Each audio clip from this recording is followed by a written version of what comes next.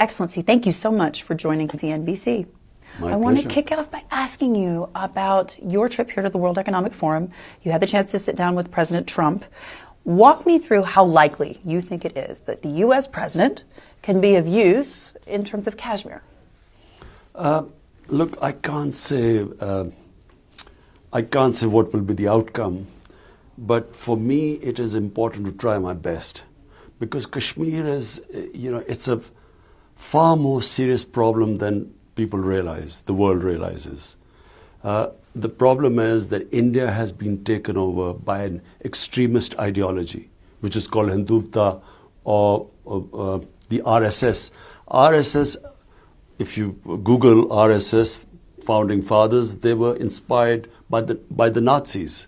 They admired the Nazis. Then they admired their racial purity. They believed in the ethnic cleansing of Muslims. Some of one of the founding fathers, Gowalkar, he's written about it. So therefore, that ideology that had assassinated Mahatma Gandhi and was declared a terrorist organization 3 times has taken over India. And Kashmir is just what they have done in Kashmir is, since 5th August, they basically put 8 million people under curfew, under siege. They whisked away all their political leaders. They picked up teenagers, thousands of teenagers taken out of Kashmir. So it's a serious situation. And why do I say it's serious? Because I worry that this will now spill over. Already the army chief has given a statement that the Pakistan side of Kashmir also belongs to India. So this is serious because they're 2 nuclear-armed countries. That's why I want President Trump, head of the most powerful country in the world, he should intervene right now. United Nations or President Trump through the UN. At least this is what the world bodies came about after 1945, to stop this sort of a future conflict. Do you believe that Prime Minister Modi is enabling this? Prime Minister Modi was a life member of RSS. I repeat, RSS is an extremist ideology. Why do I say that it's important that people in the West, they do not understand this as yet? But if you all you have to do is Google this ideology, you will know what it is. So the danger is that it's a country of 1.3 billion people, nuclear armed, taken over by this. So it's a nightmare scenario for people like us who are the neighbors. And because of the Kashmir dispute, this could actually spill over. What kind of pressure do you want the international community to put on India? Are we talking about sanctions? What would the international community do in similar circumstances? They are all in the United Nations, the Security Council. There are various ways they can be a deterrent, stop this sort of nonsense.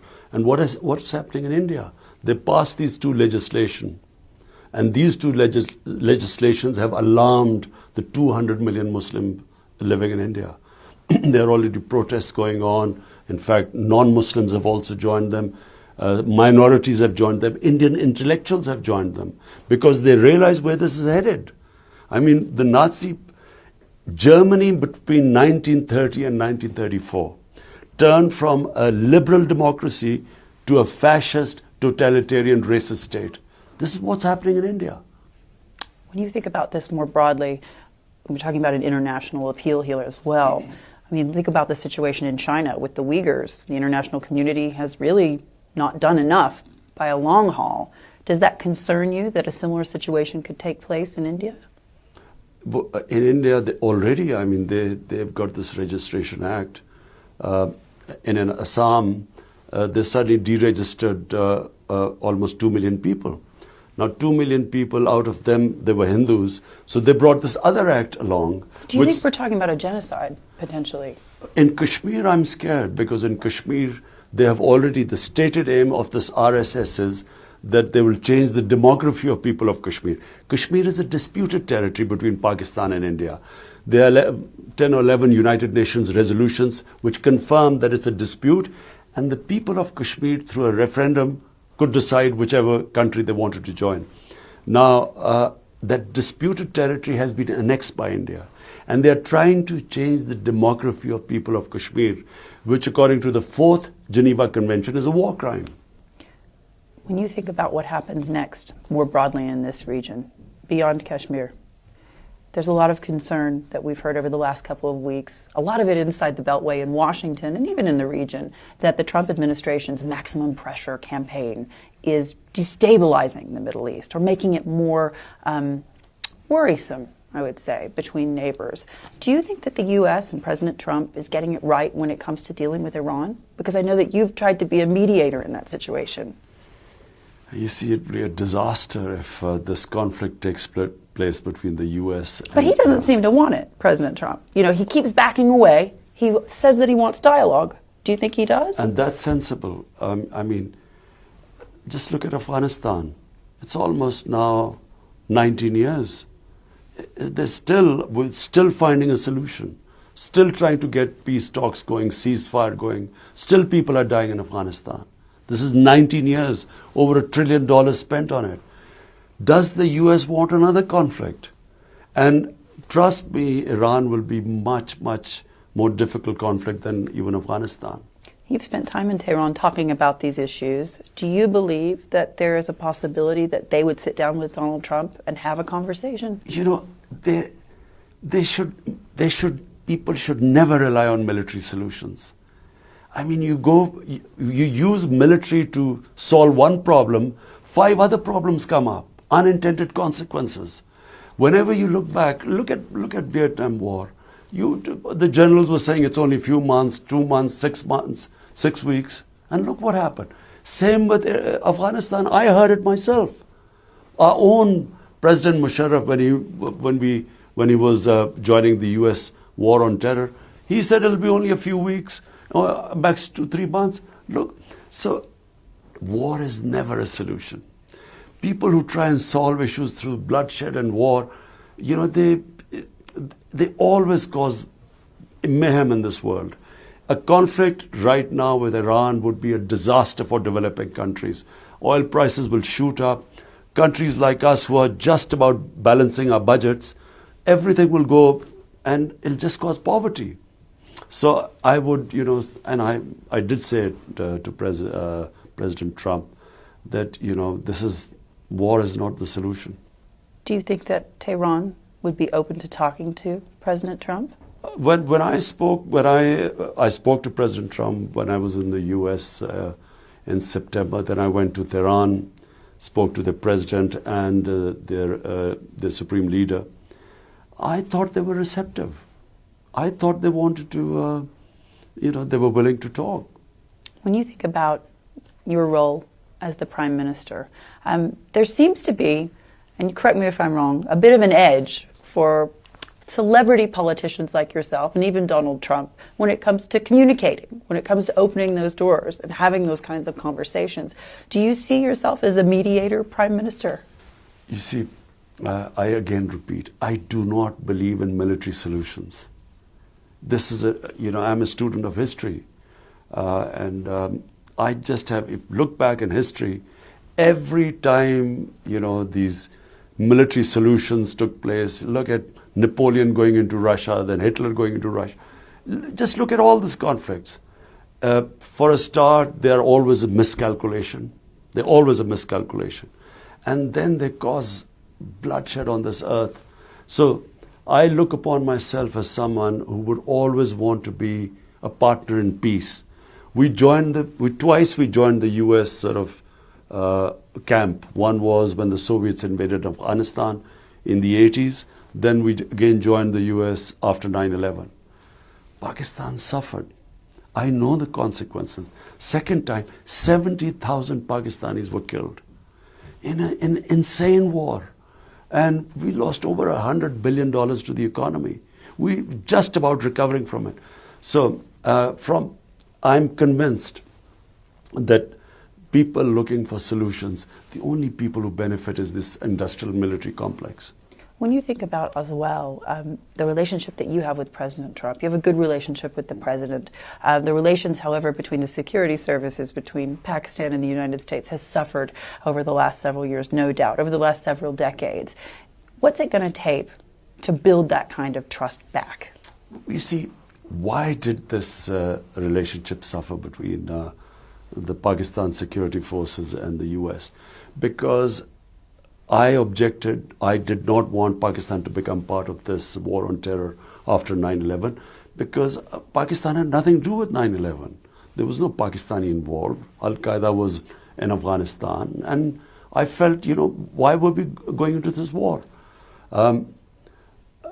When we went into the war, as time passed, initially there was this romance with General Musharraf because he was fighting America's war. After a while, when Musharraf could not deliver what the Americans wanted, and he could not deliver, he should never have promised them that he could deliver what was beyond him. He could not win America the war in Afghanistan. No one could. But they kept asking Musharraf to do more, and he kept promising them more, but he couldn't deliver. So that's where the mistrust began. This time, it is based on trust, common objectives. This time it is based on the fact that I always believed that there was no military solution in Afghanistan. And so does President Trump. So now both of us can work for the peace process, and we are trying our best. It's not easy because it's 19 years of this turmoil that has taken place in Afghanistan, but it is the only way. Somehow the Taliban and the Afghan government, they get together and work out some sort of a political settlement. It is the only way. Does it worry you that there are such radically different ideologies when it comes to women, when it comes to human rights, the Taliban versus the Afghan government? I was just sitting with Ashraf Ghani earlier today and talking about this. He was talking about the potential for peace with the Taliban. It seemed to echo your statements as well. But in terms of what it means for women in that country, does that worry you? You see, I think, in the Afghan culture, actually it's a very democratic culture. And once they get together, I think they'll work it out. It's not the Taliban of 2001. So much water has gone under the bridge. So little girls will be going to school, you think? I think so. I think that you will not find them the way they were in 2001. The circumstances were different. There was that civil war that had taken place. The rape of Kabul had taken place by one of the warlords. It's not the same situation now. But I feel that the Afghans are democratically minded people. They will sit on the table. They'll thrash it out. What happens next for Pakistan with regards to the economy? Because you've been able to work with allies in the region as well as the IMF, the United States, in terms of trying to give Pakistan a leg up and get back to the game. Where are we today? Well, we inherited a bankrupt and indebted economy. With a huge fiscal and current account deficit. And it has been a very difficult year, really, to stabilize the economy. Our rupee, our currency lost value. But fortunately, it's stabilized, and without any government support, it's found its market value. And as a result, the market sentiment has gone up. Our stock market is now the highest in 1 year. Foreign investment, direct investment has risen 200% in 1 year. So we are moving in the right direction. And we are moving now towards an export-led growth rather than a consumption-led growth or an import-led growth, which is why we had this imbalance and hence go to the IMF for help. We sort of difficult structural reforms, but it is the only way to get out of this boom and bust syndrome, which has been plaguing us for 30 years. And I feel that we are on the right track. Now, the only thing is people are hurting because of, all the measures we've taken. Now we want to concentrate on growth, creating jobs for the people. One of the criticisms that I've heard here at the World Economic Forum, speaking to various business leaders about doing business in Pakistan, you went on quite a raid, in a sense, of the business elite in Pakistan. And you held them very much to account for what a lot of people thought was cornering the market and corruption, and you're known for that. But when business leaders externally look at that and say, this is an incredible opportunity to make money and to grow and even to create jobs, but at the same point, we don't know that we have the assurance of the government that their policies aren't going to change. What's your message to them about doing business in Pakistan? The people who I held responsible were always the political elite. You see, if the political elite is clean, then they will not have crony capitalism. Problem that happened in Pakistan was that we had these two political houses, and both just competed in siphoning of money out of the country, money laundering. And once the leadership does that, then the whole system falls apart. So it is not the business community I blamed. In fact, this is the first government which has gone out of its way to promote industrialization in Pakistan since the 60s. In 60s, Pakistan government actively promoted industrialization. We were the fastest growing economy. And then we lost our way with nationalization. Socialist government came along. And then for somehow that mindset never changed. Making money was considered a crime almost. Now we encourage businesses, industry. We are doing everything possible so that people can make profits. So once you make profits, then it becomes like honey for bees to come, investors to invest. So this is now actively a government trying to create wealth in the country by promoting industrialization. Security. That's a big red flag even today for folks who think about putting their businesses in Pakistan. What's the message there? Have you got that situation under control? After 9/11, 2019 was the most safest year in Pakistan. So after we joined the war on terror in 9/11, from 2003 onwards, when we had such security problems in Pakistan, the investors disappeared, the sports team wouldn't tour Pakistan. But this, I'm happy to say, 2019 was the safest year. We had the least amount of crime since then. And so it was reflected in tourism. In 1 year, our tourism doubled in 2018-19. Tourism doubled in Pakistan. Basically, our security forces controlled the crime, terrorism. They have controlled it. We've also taken a conscious. They've gotten smarter? No, the security forces paid a huge price. I mean, a lot of sacrifices in controlling the crime, and there was about 8-10 years that the country took a beating. I remember. But we took another step. We decided that the legacy of 80s, where we had created these militant groups to fight the Soviets, these groups had remained after the Soviets had left. Now, before my government, even all the political parties in 2015, they took a decision that there would not be any armed militia in Pakistan. And since then, we have disarmed the militias and rehabilitated them.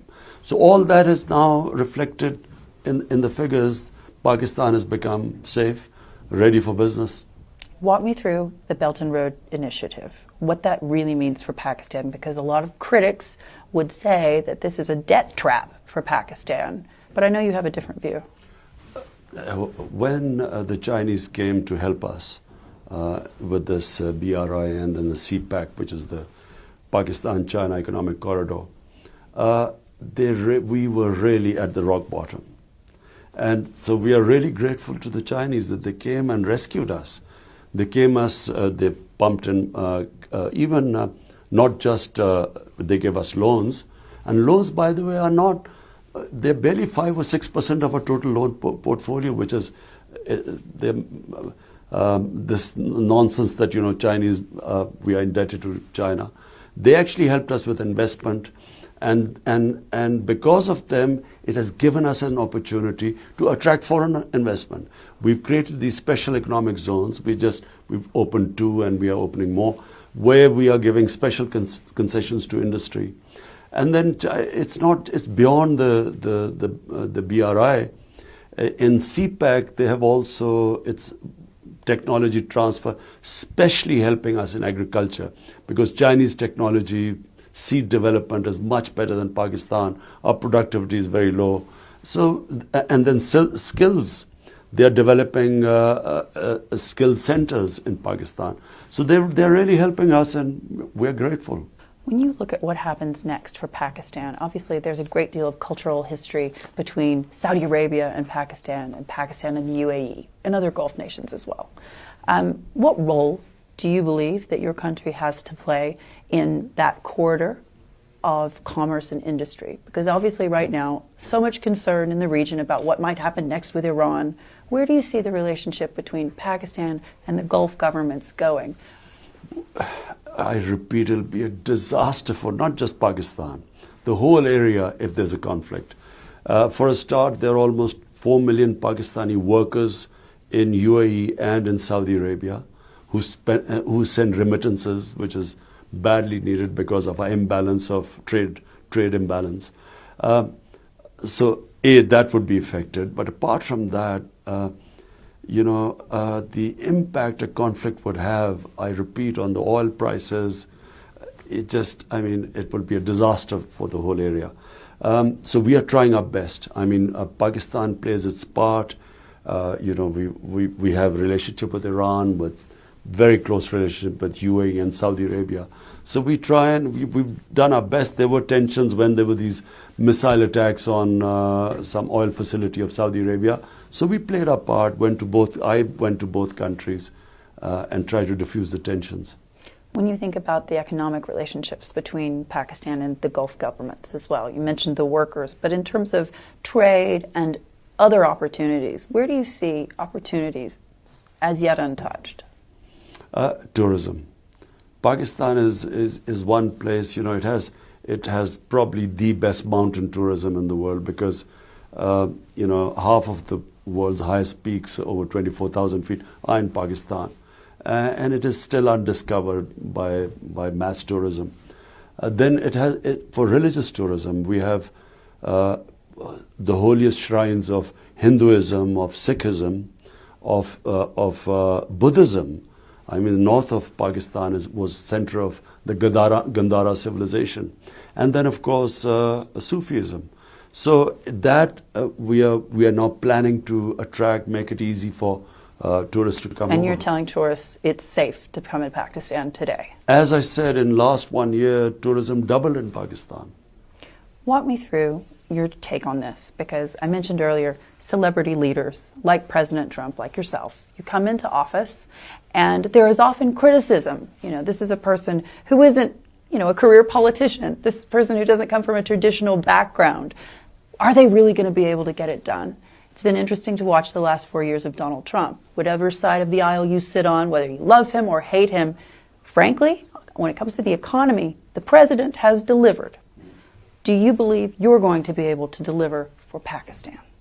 Well, let me just correct you. I played professional sport, international cricket for 21 years. Not necessarily a traditional background for a politician. No, but I'm saying that I played international sports for 21 years, which was a long career. I've been in politics for 23 years. And it was, except for who's the greatest leader of Pakistan ever had, was the great founder of Pakistan. Except for him, I have the longest struggle in politics. So President Trump actually had an easy ride. He came in, he became president. For 22 years, I struggled, built my own party. It's the only time a party has broken through a two-party system. So you fought for this? So a struggle more than sports. Sports was only 21 years. This is 23 years. Are you going to be able to deliver?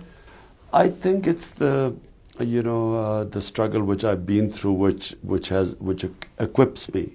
Basically, the problem we all face and leadership faces how to cope with the bad times. So this has been a very tough time for me. In all my sporting career, I don't think I have ever faced this 1 year of such problems, taking hard decisions, watching people suffer because of the hard structural changes. So it's been a very difficult year for me. But I would not have been able to succeed had I not had that long struggle behind me. On the subject of cricket, Ben Stokes, great cricketer? Yes, he obviously he is. I haven't seen much.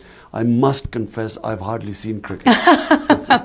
You've been too busy. Because, the sort of issues I've faced, I really haven't watched much cricket.